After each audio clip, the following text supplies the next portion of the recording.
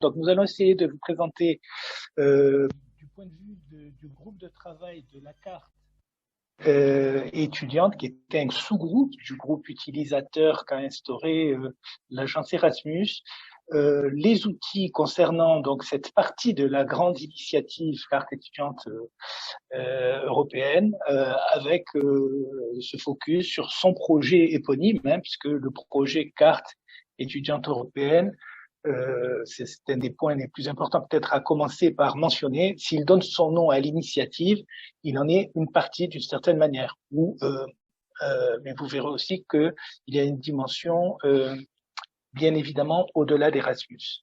Alors, ce que on va essayer de bien expliquer, c'est justement ce contexte des projets européens qui concourent à l'initiative carte étudiante européenne, et en faisant également, en mettant un peu l'exergue sur les outils respectifs. On vous a parlé dans les présentations qui ont précédé des outils centrés sur la digitalisation d'Erasmus.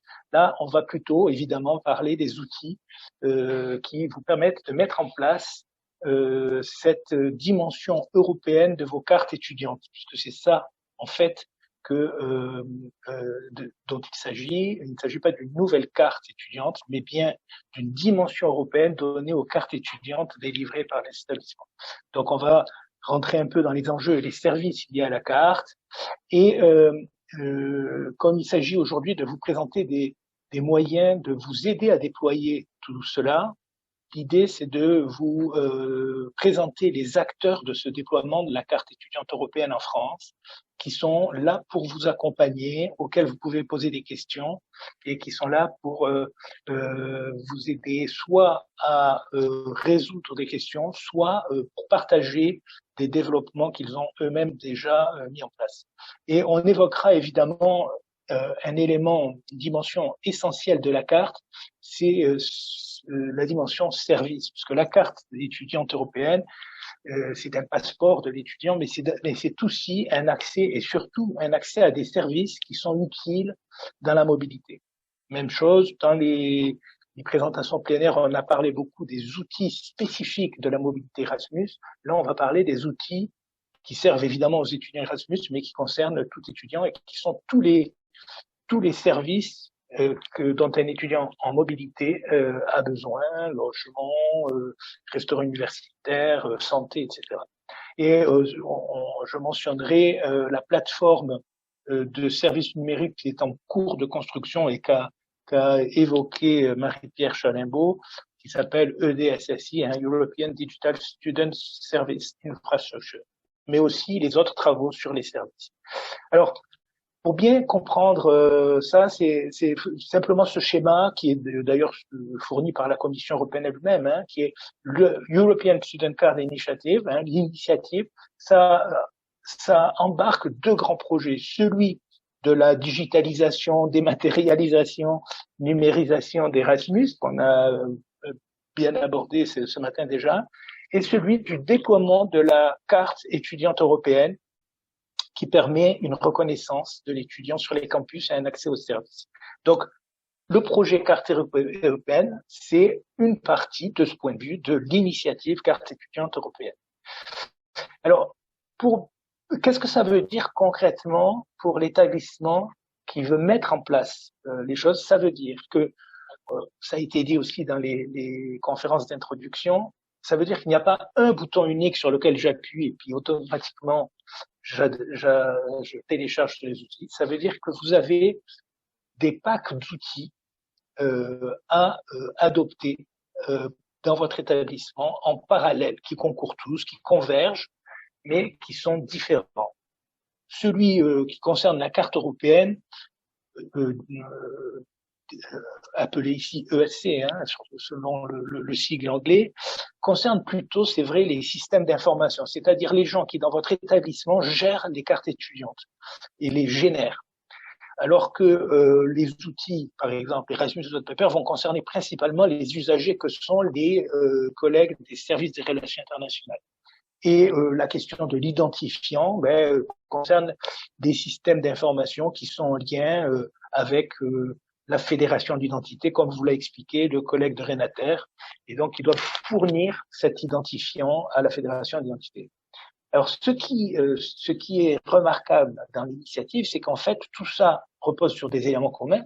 Un premier élément commun, c'est ce fameux ESI, European Student Identifier, qui est utilisé par tout le monde, hein, qui était une création de la carte européenne, et surtout ce dialogue que le séminaire d'aujourd'hui vraiment exemplifie, ce dialogue entre les gens des relations internationales et les gens des systèmes d'information.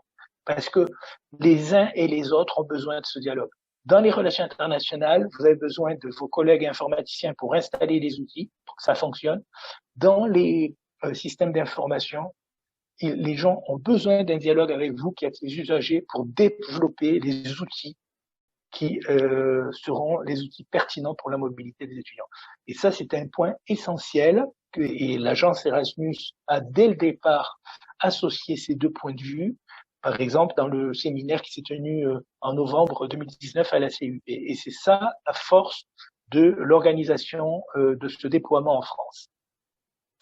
Alors, maintenant, focus sur la carte européenne, parce que la carte européenne, comme je vous disais, c'est la carte de votre établissement, mais qui a pris une dimension nouvelle par quelques outils. Ici, vous avez un exemple, c'est la carte de Normandie Université qui s'appelle la Léocarte.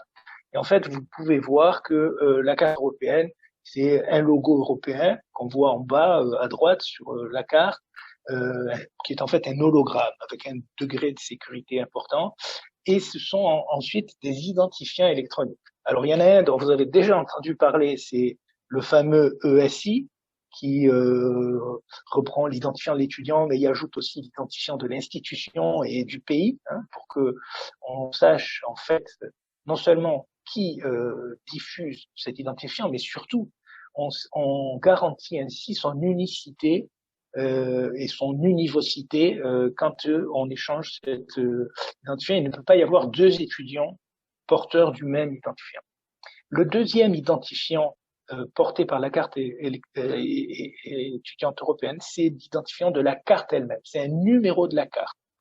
Et tout ça, c'est envoyé par l'université, par l'établissement, à travers ce qu'on appelle le système de gestion des cartes, qui est l'interface entre les systèmes d'information et qui sert à générer les cartes étudiantes, mais qui est doté d'outils qu'on leur fournit pour envoyer sur le routeur de la carte européenne ces deux numéros de la carte et ce code étudiant, qui permet ensuite que cette carte soit reconnue par les autres universités. Voilà. Alors, dans les outils autour de la carte, vous avez aussi un marché public des cartes qui rassemble une petite centaine d'établissements en France, et piloté par le CNUS et par ce fameux comité national de la carte étudiante et de ses usages qu'on vous a déjà mentionné, qui permet par exemple d'avoir des cartes tout de suite au format européen, puisque le fournisseur a fait toutes les adaptations, et ça facilite considérablement le passage à la version européenne des cartes, et le coût en plus des cartes reste tout à fait intéressant, surtout si on compare à d'autres pays qui n'ont pas cette approche globale qui permet par exemple de commander tous les ans 1 500 000 cartes, donc de faire baisser les coûts. Donc la carte, si vous voulez, si on veut donner ses caractéristiques, elle en a plusieurs. D'abord, c'est une carte, donc comme on disait, multipasse, mais elle est centrée sur l'étudiant. Elle est portée déjà par son établissement. C'est chaque établissement qui a une carte qui devient européenne. Elle apporte cette dimension nouvelle aux cartes. Elle est universelle. Vous voyez, on a beaucoup parlé des étudiants Erasmus, mais à partir du moment où un établissement délivre à tous ses étudiants la carte avec ce logo européen, cette dimension européenne, elle devient universelle et j'ai envie de dire qu'elle devient une incitation pour tout étudiant de l'établissement à cette mobilité, puisqu'il sait d'emblée que son statut étudiant est reconnu dans les autres pays et sur les autres campus en Europe. Et un point important, parce que c'est un sujet qui est souvent fait l'objet de questionnements, ces cartes, quand on parle de cartes, on ne parle pas exclusivement de cartes physiques sur un support plastique ou une carte électronique, mais on parle aussi de cartes virtuelles, par exemple dans une appli sur smartphone. Alors cette carte, c'est évidemment aussi une carte d'identité unique, avec ça veut dire je suis étudiant européen, j'ai un logo européen, et c'est un passeport, c'est-à-dire que en soi, quand je la présente, ça veut dire que je suis reconnu comme étudiant partout, et évidemment cette fonction-là va ne faire que s'amplifier étant donné la notoriété de la carte. Et enfin, et ça c'est peut-être le point qui va nous occuper aussi beaucoup aujourd'hui, cette carte, elle donne accès à des services parce que c'est ça qui concrétise, qui rend palpable cette dimension, cette reconnaissance de mon statut d'étudiant. J'ai un accès fluidifié au service sans avoir à chaque fois à repasser par un guichet physique. Je suis reconnu et je peux avoir des droits, des tarifs, des services qui sont liés à ce statut étudiant.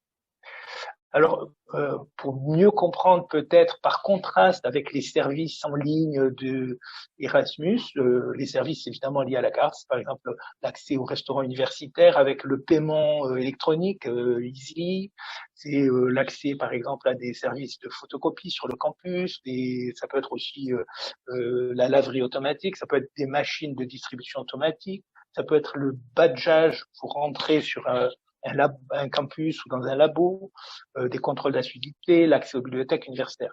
Mais il y a aussi des services qui sont des services hors campus, puisque vous savez, ou si vous ne le savez pas, c'est un point important à mentionner, beaucoup de cartes étudiantes, de plus en plus, permettent par exemple de prendre des transports urbains ou permettent d'accéder à des activités culturelles fournies par la ville ou à des activités sportives, etc. Et un point important que l'on présentera à la fin de cette présentation, c'est que vous le savez, aujourd'hui, le grand chantier européen, ce sont ces universités européennes qui ont des ambitions considérables en termes de mobilité, de diplômes européens, et elles vont évidemment définir les services dont elles auront besoin. Elles se sont saisies de la carte européenne comme un des outils principaux de leur déploiement. Donc les acteurs qui vous accompagnent. D'abord, il faut savoir, en France, comme l'a dit en introduction, plusieurs des représentants de l'agence, on est plutôt avancé sur le déploiement de la carte. On est à plus de 200 établissements. Et ça, c'est grâce d'abord à un pilotage très fort du ministère de l'Enseignement supérieur et de la Recherche, avec un comité de pilotage qui implique tous les acteurs. On a parlé de Renater, l'AMU, mais les établissements, des conférences d'établissements et des universités on va dire, à l'avant-garde un peu du déploiement. Ensuite, vous avez ce comité national de la carte étudiante et de ses usages, le comité national, qui est une émanation d'ailleurs de la conférence des présidents d'université et du CNUS et qui rassemble là des ingénieurs spécialistes des cartes étudiantes dans leurs établissements et qui font beaucoup de choses ensemble, qui mutualisent beaucoup de choses. Donc le CNUS, qui est porteur de la carte étudiante européenne, mais aussi porteur de services comme le paiement électronique à l'échelle nationale, EasyD. Vous avez aussi le ministère lui-même qui a tout un portail qui s'appelle Mes services étudiants, de services numériques à l'étudiant. Et on arrive à notre groupe utilisateur, dans ce groupe utilisateur que l'agence Erasmus a créé, et ça je souligne le caractère remarquable de cette initiative si je compare à d'autres pays, puisque là, vous voyez, vous avez un groupe d'acteurs très engagés qui peuvent vous accompagner et expérimenter à la fois les problèmes et les solutions pour que tous puissent ensuite gagner du temps dans leur déploiement de la carte. Donc vous avez, on a plein d'outils, on a des espaces collaboratifs, un canal d'échange, mais surtout pour l'accès public, le site du Comité national de la carte étudiante et de ses usages. Bon, vous avez la liste ici des principales institutions impliquées. Et évidemment, dans les outils qu'on essaye de mutualiser, on a tout simplement le Vademecum, comment se connecter, les questions de conformité à la RGP, un sujet important, les bonnes pratiques concernant les services existants, les outils open source à libre disposition de tous. Le site du CNCU est très important pour vous parce que si vous voyez dans l'onglet tout à droite, vous avez le groupe utilisateur, donc qui va de plus en plus mettre en ligne des solutions, des bonnes pratiques qui intéressent tous et surtout qui est l'instance de dialogue que j'évoquais entre les techniciens et les usagers, entre par exemple les services de relations internationales et les gens des systèmes d'information. Alors, ouais, dans les résultats, c'est quand même important que vous le sachiez. Depuis 2018, on est déjà à 1,7 million de cartes émises avec l'hologramme européen, donc déjà passé à cette dimension. Rien que pour l'année 2020, on est à 1,3 million de cartes commandées. Donc, il y a une accélération évidente de tout ça. Dans les développements techniques sur la carte elle-même, je les mentionne, non pas pour entrer dans la cuisine, mais parce que ce sur quoi nous travaillons, sur les cartes, elles, qui sont, on va dire, les cartes d'un certain niveau technologique, on travaille sur la possibilité d'y inscrire des applis, c'est-à-dire que l'étudiant qui aura cette carte pourra se faire installer des applis, donc des services, dans l'université qui l'accueillera. Typiquement, par exemple, je peux arriver avec une carte d'un autre établissement et, par exemple, inscrire l'application Usli qui me permettra de payer au restaurant universitaire mon repas. Dans les travaux qu'on développe aussi, et ça je vous donne un exemple concret qui est déjà en place, c'est qu'on a développé cette version virtuelle de la carte. Là, vous avez le cas de l'Université de Lorraine qui a une appli. Dans cette appli, vous avez un onglet carte étudiante avec la dimension européenne. Et alors là, on voit tout de suite l'avantage, c'est que non seulement ça permet un déploiement très rapide et pas coûteux, puisque d'un coup, vous éditez 65 000 cartes, il n'y a pas besoin de les imprimer, et le coût est encore plus réduit. Mais aussi, ça relie à tous les services existants. Là, vous avez une liste de services tels que, par exemple, cette université-là les déploie avec, vous pouvez voir beaucoup de choses concernant la BU, les repas au resto U, votre dossier étudiant, etc., etc.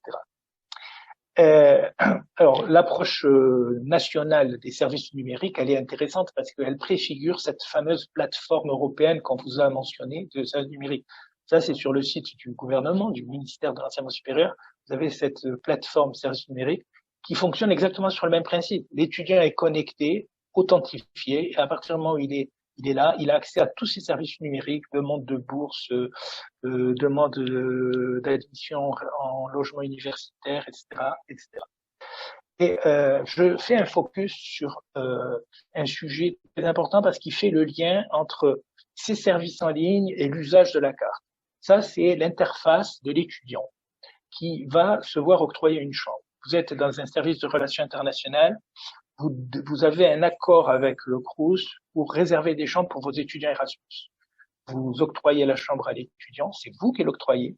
L'étudiant a accès à cette interface et il peut réserver sa chambre. Et ça, c'est quelque chose qu'il pourra faire avant son départ. Donc, vous voyez le progrès par rapport à la situation actuelle. Il pourra ensuite, et là, c'est le lien avec la carte, télécharger, activer une appli qui est en cours de développement en Normandie Université, qui est l'appli pour badger et avoir accès à sa résidence et même à son logement, et ceci avant même son départ. Donc, vous voyez la souplesse que ça va apporter en termes de service pour que l'étudiant puisse arriver très tranquillement, sans même avoir à prendre un rendez-vous et qu'il soit là aux heures ouvrables pour qu'on lui ouvre sa chambre.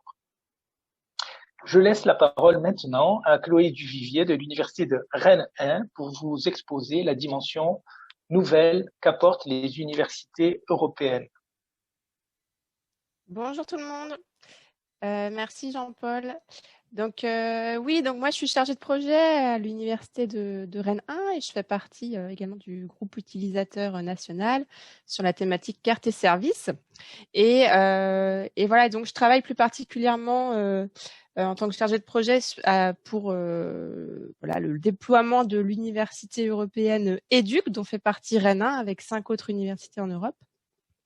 Et je coordonne un projet qui s'appelle EduCards, dont les partenaires font partie de cette même alliance européenne et dont je vais pouvoir vous parler aussi aujourd'hui, et le lien qu'il y a justement entre les universités européennes et puis la carte étudiante européenne. Alors en fait, un constat déjà, c'est que on a 43 universités européennes maintenant en Europe. Il y a 30 universités européennes qui sont concernées. Ces nouveaux campus européens, en fait, ils ont vraiment pour objectif de développer une stratégie commune entre plusieurs universités, de resserrer les liens et de créer davantage de collaboration, que ce soit au niveau de la formation, de la recherche ou de l'innovation. Et puis de créer un sentiment d'appartenance, évidemment, à la communauté européenne. Et donc, ça passe par un développement des mobilités exceptionnelles, puisqu'on tend vers 50% des étudiants en mobilité. Ça veut dire que voilà, à l'avenir, dans un objectif dans les prochaines années, l'idée ce serait qu'il y ait un étudiant sur deux qui ait effectué une mobilité au sein d'un campus européen. Il faut savoir aussi que la mise en œuvre de la carte étudiante européenne au sein des universités européennes est une condition qui a été donnée par la Commission européenne. Alors le lien, mais on le voit assez rapidement finalement entre la mise en œuvre de la carte étudiante européenne dans ces alliances européennes, parce qu'effectivement, moi je vois au niveau de l'université européenne EDUC, on prévoit énormément de nouvelles actions en fait, avec notamment des mobilités nouvelles qui sont pas forcément prévues par le programme Erasmus+. Mais justement, c'est expérimental, donc l'idée c'est de tester différents formats de mobilité avec différents objectifs pour différents publics aussi, puisqu'on parle des étudiants, mais aussi des personnels administratifs et des personnels académiques. On voit aussi qu'avec le nouveau programme Erasmus+, il y a des nouvelles mobilités hybrides notamment qui vont se développer, avec la possibilité pour des étudiants de faire des mobilités beaucoup plus courtes en tant qu'Erasmus qu'actuellement. Et puis, une effervescence de mobilité avec, a priori, dès qu'on pourra voyager à nouveau, des étudiants qui vont pouvoir commuter beaucoup plus facilement entre des universités d'un même campus européen. Donc là, tout l'intérêt de la carte, effectivement, c'est de pouvoir, pour des étudiants d'universités partenaires qui viendraient aller sur une mobilité de 5 jours, on va pas leur délivrer en fait une carte locale, une carte étudiante locale. Donc l'intérêt avec cette carte européenne, c'est qu'ils puissent accéder à des services de l'université grâce à leur carte de leur université d'envoi. Donc c'est tout l'intérêt nous qu'on y voit, c'est vraiment faire profiter des services d'une manière beaucoup plus simple en fait aux étudiants qui viendraient en mobilité courte ou même aux étudiants de passage en fait au sein de nos universités. Et puis effectivement, alors là je saisis pas encore tout l'importance que ça va prendre, mais on voit qu'au sein des universités partenaires, on a besoin en fait de créer des outils communs. Donc des plateformes d'échange de données, par exemple pour accéder à des cours collaboratifs en ligne. L'université de Rennes 1 qui donne accès à ces cours à des étudiants de l'université de Potsdam en Allemagne, par exemple. Eh bien, via cette fédération d'identité, etc., dont parlaient les messieurs de Renater tout à l'heure, on se dit qu'effectivement, il y a des échanges de données qui vont se faire. Les universités européennes vont certainement créer des nouveaux outils qui correspondent à leurs besoins. Et à quel moment, en fait, cette carte va pouvoir aussi s'intégrer et faire le lien pour que les étudiants aient accès à des services. Voilà, donc ça, c'est un petit peu toutes les considérations que je voulais partager avec vous, en tant que membre d'université européenne, donc là, EDUC en l'occurrence. Et puis, Jean-Paul, si tu peux passer à la slide suivante. Je voulais rentrer un peu plus dans le détail avec l'exemple du projet EduCards. Donc, en fait, le projet EduCards, c'est un projet de partenariat stratégique, donc qui est financé, qui est coordonné par l'université de Rennes 1 et financé par l'agence Erasmus+ France, dont les partenaires sont les membres de l'université EDUC. Donc il y a un partenaire allemand, hongrois, tchèque, italien et 2 universités françaises, dont Rennes 1 et Paris-Nanterre. Et c'est un partenariat qui a été aidé sur les mêmes dates finalement que le projet pilote Université européenne EDUC entre 2019 et 2022. Et donc l'idée, c'était de mettre plus de moyens en fait pour les partenaires pour mettre en œuvre la carte étudiante européenne au sein de cette alliance, avec un projet bien particulier pour ça. Donc il y a 3 objectifs en fait principaux qui ont été identifiés pour ce projet. Le premier, c'est d'expérimenter un cadre méthodologique en fait pour mettre en œuvre la carte étudiante européenne au sein de nos universités, on va dire de manière coordonnée. Donc, il y a des choses qu'on fait de manière autonome, mais il y a aussi des choses qu'on fait de manière coordonnée. Ensuite, en faciliter l'utilisation par nos étudiants. Donc là, par la création d'un guide, et puis optimiser effectivement l'usage et développer surtout développer des services qui soient attachés à cette carte, et que ces services, voilà, nos étudiants puissent facilement y avoir accès d'une université à l'autre. Par exemple, si un étudiant a la certitude que dans n'importe quelle université éduque où il se rende, il aura accès en fait à des salles de travail dans une bibliothèque. Là tout de suite c'est plutôt rassurant. Ou qu'il aura accès voilà à un espace de restauration, ou qu'il aura accès je sais pas voilà pour faire des photocopies ou encore d'autres services, ou tout simplement pour faire du sport par exemple. Ça peut être des choses qui peuvent être hyper attractives en fait pour des étudiants, et comme on disait, j'espère à l'avenir que ça concernera effectivement aussi les personnels académiques et administratifs. Voilà. Et donc, le projet EduCards va produire des livrables. C'est pour ça que je voulais vous en parler aussi, parce que ça pourra venir accompagner en fait la mise en œuvre de la carte étudiante européenne au sein de vos établissements. Donc, il y aura... Si je puis me permettre, pardon, il nous reste 1 minute. Ah c'est bon. Voilà, très bien. C'est exactement le temps qu'il faut pour finir. Donc il y aura 3 livrables, un guide voilà pour aider à la mise en œuvre de la carte étudiante européenne, un guide pour pour accompagner les étudiants à l'utilisation de cette carte, et puis il y aura un rapport aussi d'observation et d'analyse sur la première année de mise en œuvre de la carte au sein de notre université européenne EDUC. Voilà, j'ai fini. Je vous remercie.